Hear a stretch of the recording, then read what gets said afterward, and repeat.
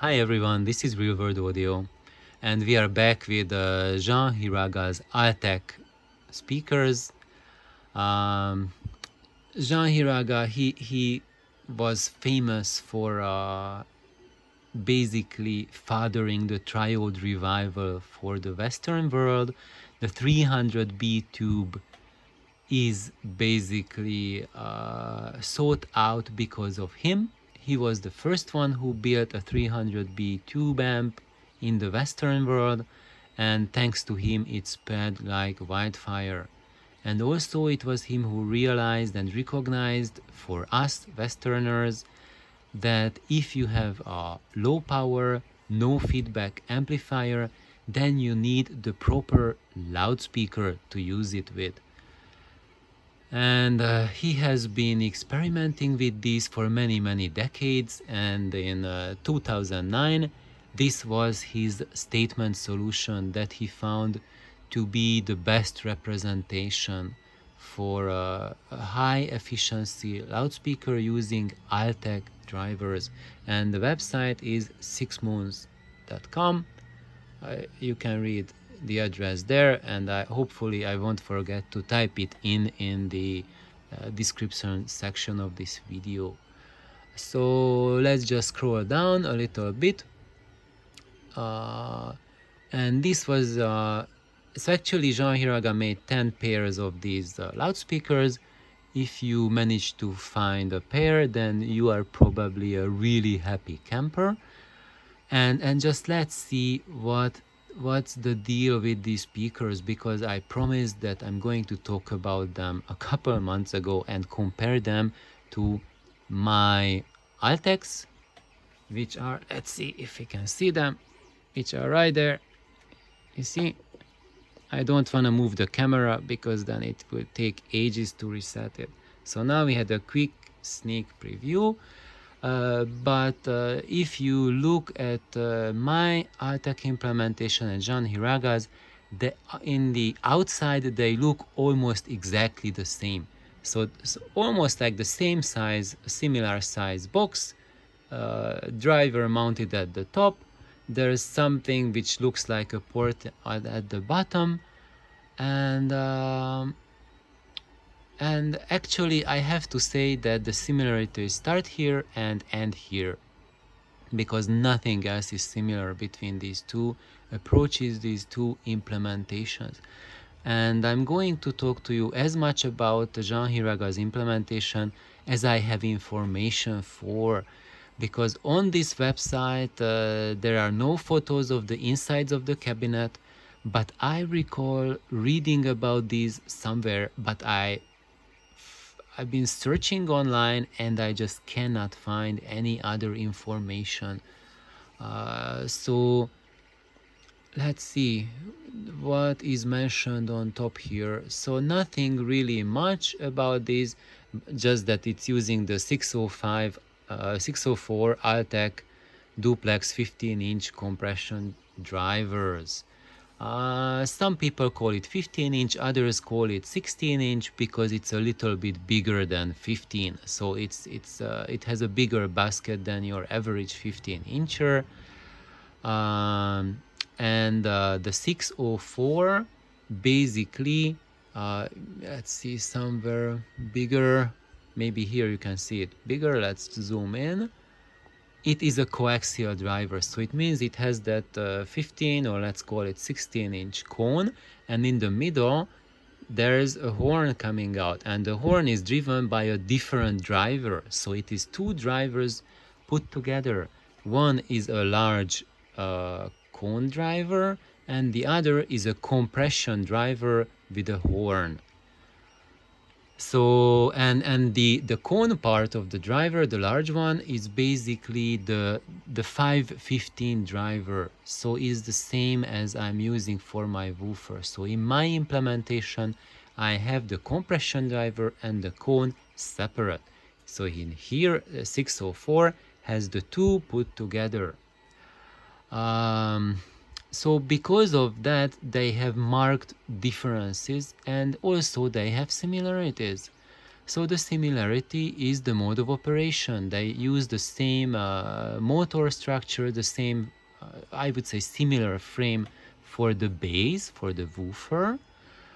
They have the same cone material, same surround, same suspension. But of course, because you have a compression driver mounted in the middle, the 604 has the benefit that you have a coaxial speaker, so you have a point source.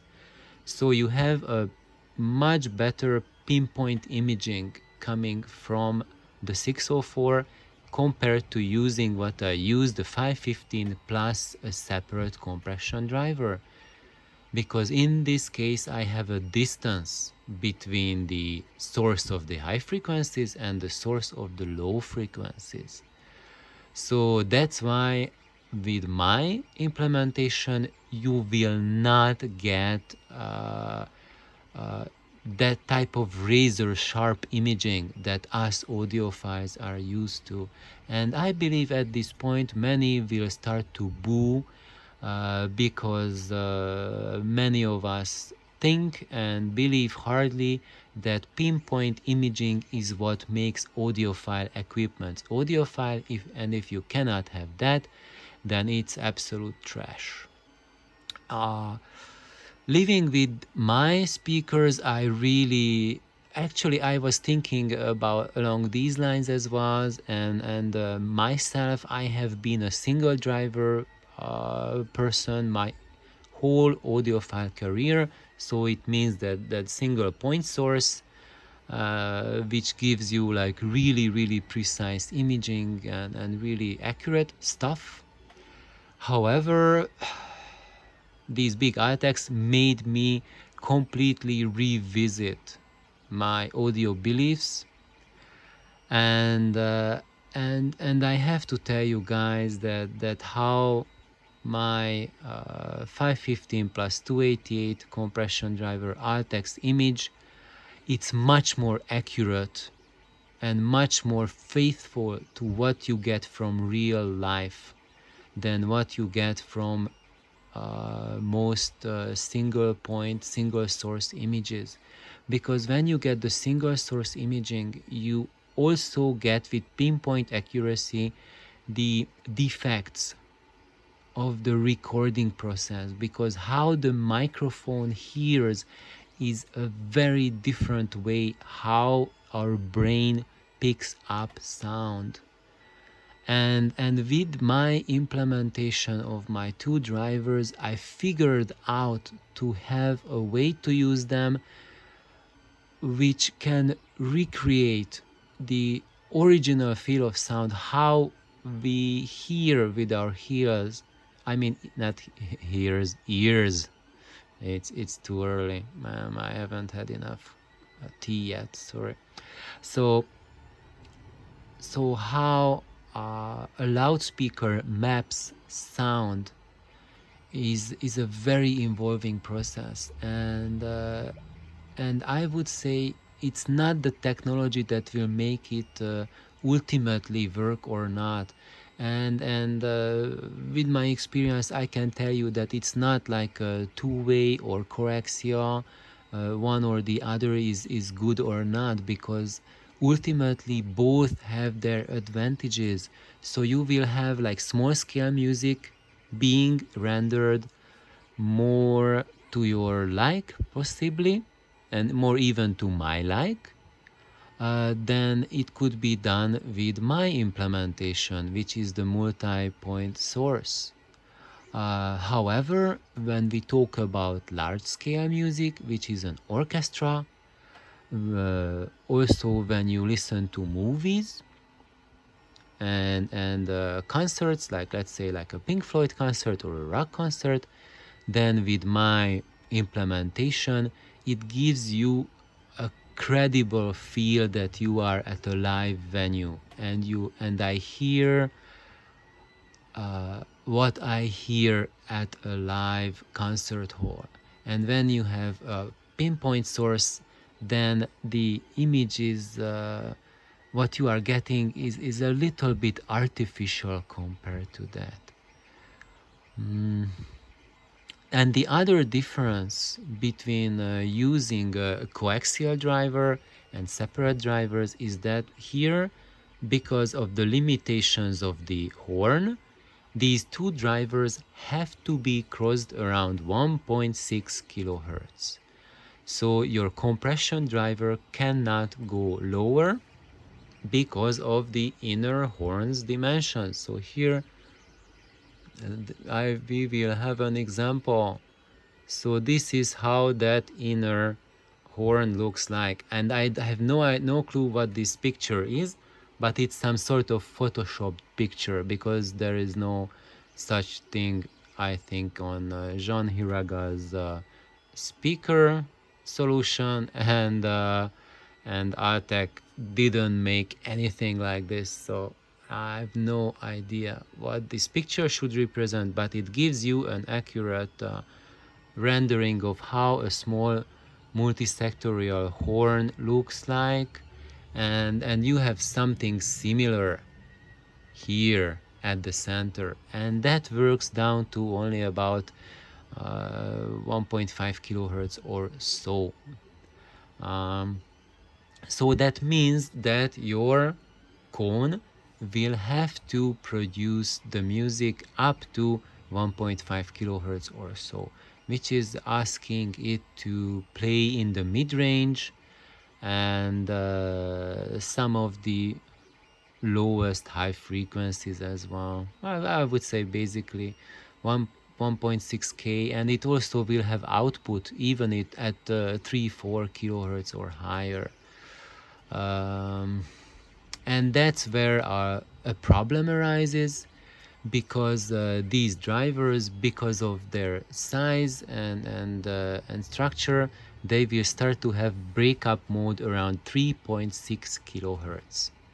And if you are crossing your loudspeaker at 1.6 kilohertz, you are going to get information in the 3 kilohertz, 3.5 kilohertz area, and that's going to give you some of the driver errors. So you are going to hear some of the weaknesses, and also because you have to cross your compression driver so high at 1.6 kilohertz, it's also unavoidable that you are going to have anomalies in the mid-range. And when we scroll down, we will hear that indeed the speakers have, I think it says like one of the middle C's or something like that, there's an extra shine and glow to it. So there are some noticeable colorations at certain audio frequencies. But I want to tell to all of you that please, when the reviewers write that about that, don't get hung up on it. And it's not because it's not true. Yes, it's true, it's happening, but it's not going to destroy your listening experience. It's going to hurt your listening experience only if you start obsessing about it, and you can think about nothing else, and then it becomes your obsession, and you are going to look for it in every recording, and when it happens you are just, I knew it, it's trash. Stop that thing. Start listening to music, and when you are in your analytical mind, keep it for your research, keep it for those moments when you are analyzing a loudspeaker, when you are thinking about how to improve it, what is your next step, what to change, just to fire up those gray cells. But when you are sitting in front of a loudspeaker, then put on the music you want to listen to it and just connect to it. Forget about the weaknesses, because what these audio reviews don't tell you is that there's like a tremendous bias in how these reviews are made, and that bias is created by how much the reviewer and the magazine or the forum depends on the revenue from that company. So when you are going to hear, for example, Wilson Audio reviews, everyone is going to literally sing you hymns and odes like how perfect it is, and I do not hear that middle C coming up, and finally I got what I want. But when I sit down and listen to that huge Wilson Chronosonic, yes, the middle C does not stick out, but the sound is so filled and ridden with phase errors that beyond half an hour I could not listen to it. Yeah, I can listen to certain material, certain music, which is very popular for many audiophiles. Just think about your gold standards that we all listen to, like Diana Krall live in Paris, Dire Straits, Brothers in Arms. That sort of stuff sounds like wow. You listen in a Wilson system driven by a really high current amp. It's really like state of the art sound. But try to listen to a concert piano, and you will probably start looking into Japanese literature on the proper procedures of harakiri, on how to exit this world, because it will make you want to run out of it. So there are always many sides of the coin, and I really urge everyone to listen to people, listen to different opinions, but when it comes for you to decide, you have to go and hear it for yourself, and hear it with diverse music material. And if you want to listen to Dire Straits and processed jazz music and recorded in a really specific way, really special miking, then don't worry about these warnings I'm telling you. If that's what your heart desires, go for it and don't care what anyone says. However, why am I talking about these speakers is because if you are not interested in just going after the show, if you don't want to get the best show, because without a doubt a system like Wilson Audio is going to give you the best show ever. There's no doubt about it. And I'm sorry if I keep mentioning Wilson Audio. I could mention any other, or I would say many other brands which cost an arm and a leg. I'm sorry, I'm not picking on Wilson. I think it's a company who made like tremendous achievements, and I do not want to belittle them in the slightest way. There is credit due where credit needs to be given, and they really gave their best to develop a certain technology that gives you the best show. And that's it, folks. But if you want to connect to music, if you want to hear Beethoven symphony, or you want to listen to a Schubert octet or your Beethoven quartets, and you are a musician, and you want to connect to the humans who are playing that music, it will not happen with a show-oriented system. And that's why I was telling you about methods of committing suicide when you try to reach that dream to connect to classical music, to natural, unprocessed music, which doesn't need to be recorded in a special way just to be listenable at all. And if you want to have this sort of connection, then you need a system that gives you the music content with the least possible alteration. And when we are talking about alteration, most of the reviews focus on additive distortion. And under distortion, they all mean changes that your system makes to the recording. And no one ever talks about the subtractive distortions. Actually, Herb Reichert is the only one who mentioned it so far online that I have heard of.